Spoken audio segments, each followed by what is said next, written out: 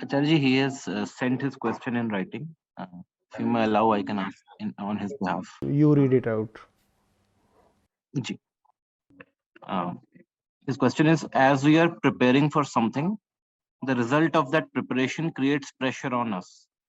So, how to be free from the result of any preparation to be stress free and prepare more efficiently? What are you preparing for? Okay, Anupam, now you have taken up the question, all right? So you will answer all the things. Ji. What are you preparing for, Anupam?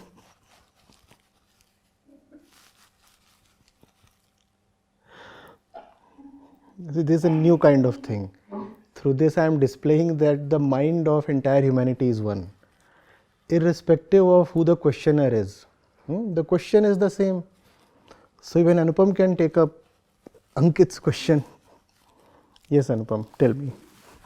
What he is saying is that when you are preparing for something, then the preparation itself makes you nervous. Is that what he is saying? Yes. And I think that is a case with most of us. We all take up some task and we have to finish it. And I think it is a question of, it ends up with a question of time mostly. As the deadline comes nearer, the, generally the urgency increases, the stress level also increases, and No, that is all right. thoughts of, That is all right. The question is, what does that urgency do to you? What does that urgency do to you? Does it make you develop cold feet? It arrests and paralyzes you, or does it further energize you? I know something very important is being done. See, that's the thing with all my responses. Whenever you tell me of something that you are doing, my first assumption is, I hope it is worthy enough to be done. So I speak on that assumption. Whatever you are doing deserves to be done, is important enough to be done. Now you find that you are nearing the deadline. What does this situation do to you? You obviously understand that the thing is important and time is little. Why cannot it not become an energizer, a stimulator?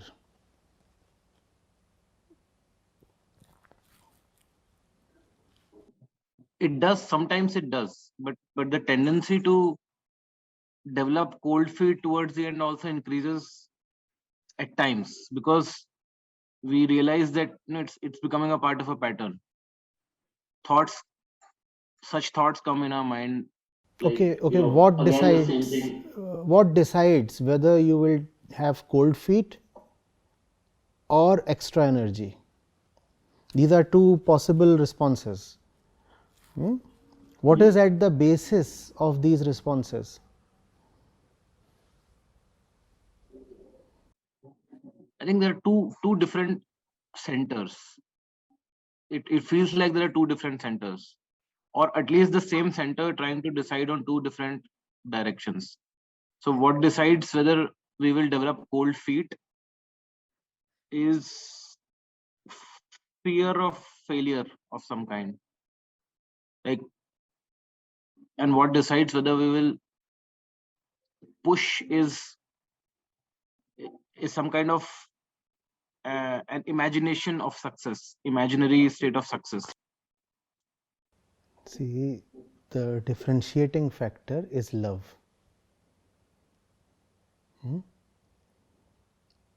When you are doing something because the external situations, powers outside of you want you to do it,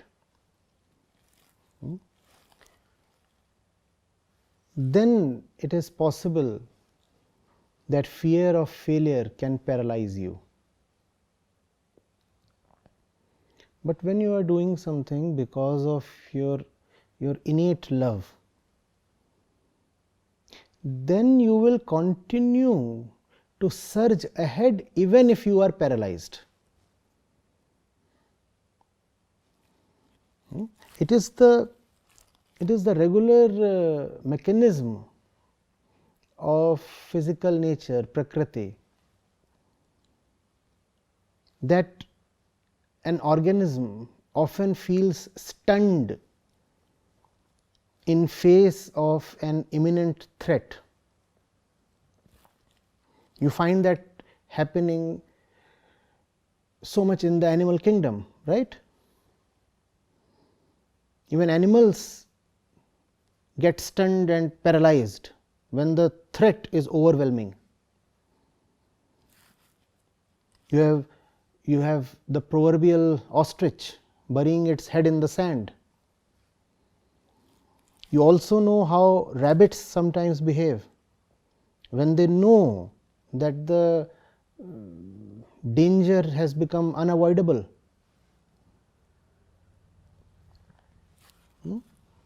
So that's Prakriti doing its regular mechanized thing. Love is the magic that can break the patterns of Prakriti, of physical nature, our biological mental constitution. Reason? Love overwhelms. Love overwhelms even your paralysis. I want it so desperately that nothing can overpower the want.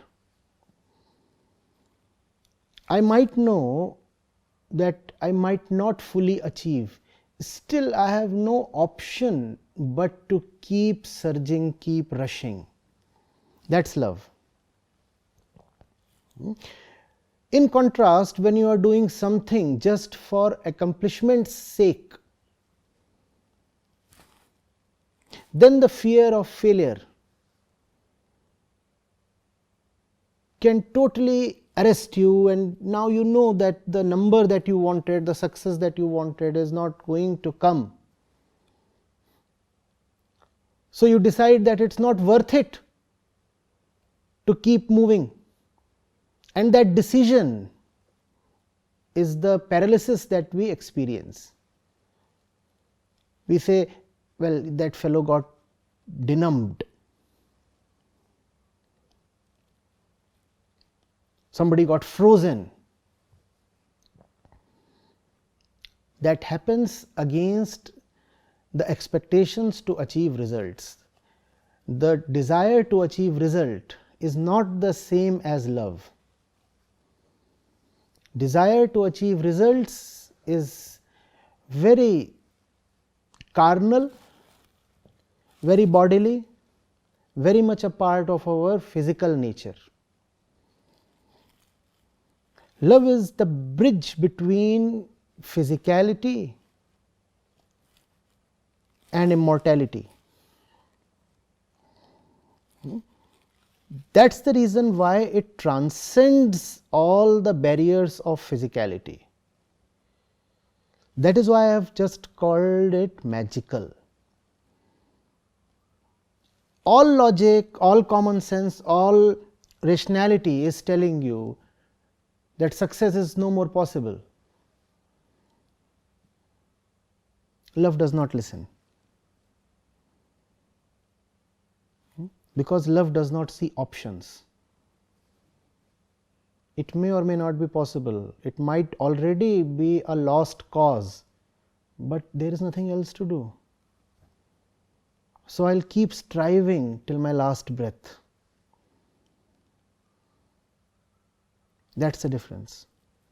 Only in love can you have limitless energy and patience.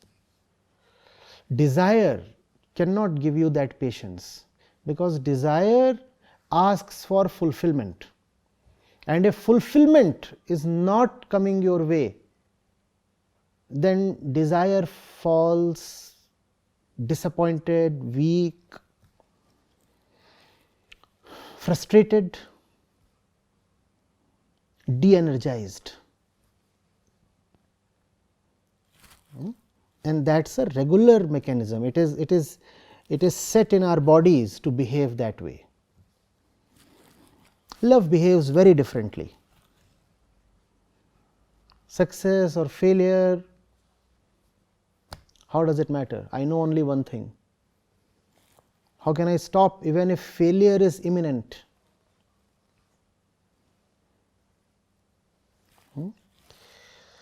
This is not just some esoteric poetry or something. You have to understand this to make life worth living. Otherwise, there is just the usual game of desire, accomplishment, frustration, and repeat.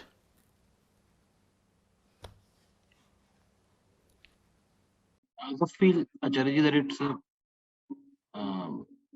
question of whether it's a long term or short term. In the long term, if we think about it, it is sometimes seen that love is a driving force, because in the short term, even if there were desires that went fulfilled or unfulfilled, when one looks at the long run, one sometimes feels that okay, even after all those failures, even after all the things, there is still a certain direction one is moving over. Long term is a mere concept. This moment is your reality. You are saying, I love you in the long term, but in this moment I am a cheat. Then you know who you are.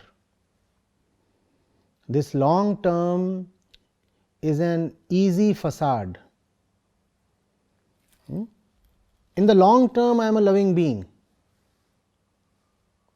But right now, I am just an escapist. What kind of equation is this? If there is love, it will show up in the current moment. You cannot say, I actually love what I am doing, but on daily basis I manage to belie and cheat it.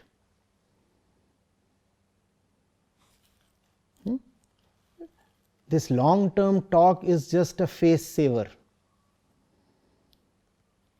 It is just the double handed behavior of the ego.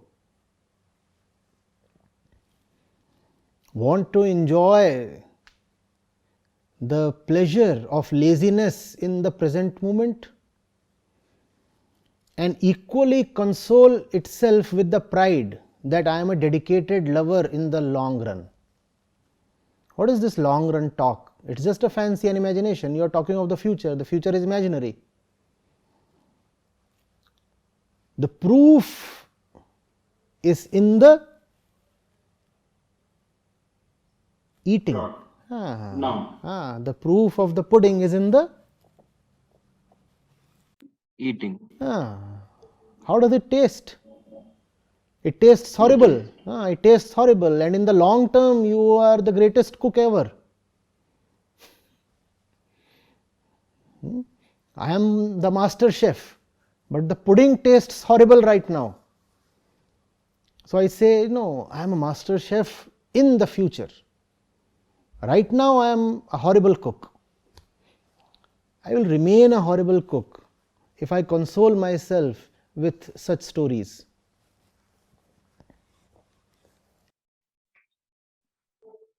Rajaji, what will keep us going then if a failure comes in, if we fail, and we don't even have this solace in the sense that okay, fine, I fail now, but something has to be there to let us continue still, right? Otherwise, it is not a matter of success or failure. It's a matter of continuing with all your energy right till the finish line. Success and failure are often circumstantial. We do not know what determines them. But are we even surging ahead with honest energy till the finish line? Are we doing that? That's the question to be asked. The results, to an extent, can be kept aside. But are we honest even with the process? Is there that magical energy in the course of the process? Or is there indolence and escapism?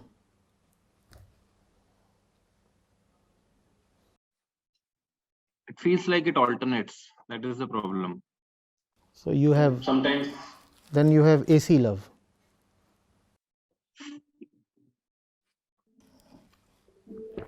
No?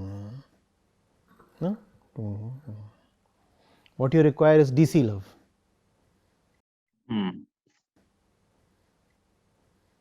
mean, it feels sometimes that AC love is probably a transition phase to DC love. No, it is not. It never happens. Have you seen AC turning into DC on its own?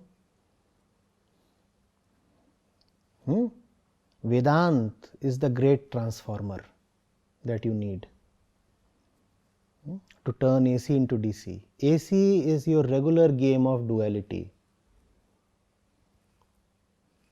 Won't help.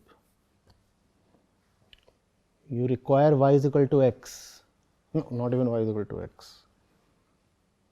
You require y is equal to constant, not y is equal to sin x.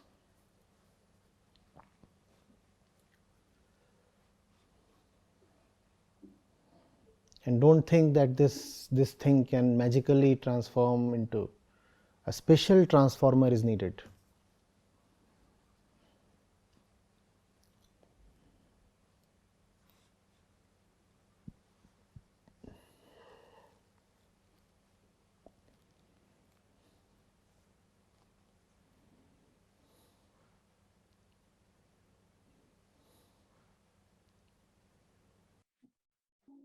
But we talked about Maya earlier also.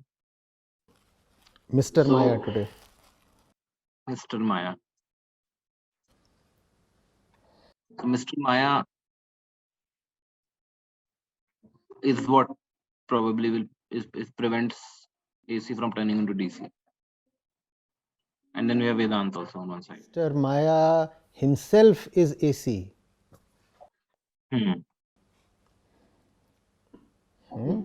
Mr. Maya gives you the consolation that at least half the time you are above the line. Whereas you are above the line just in your preparation to go down the line.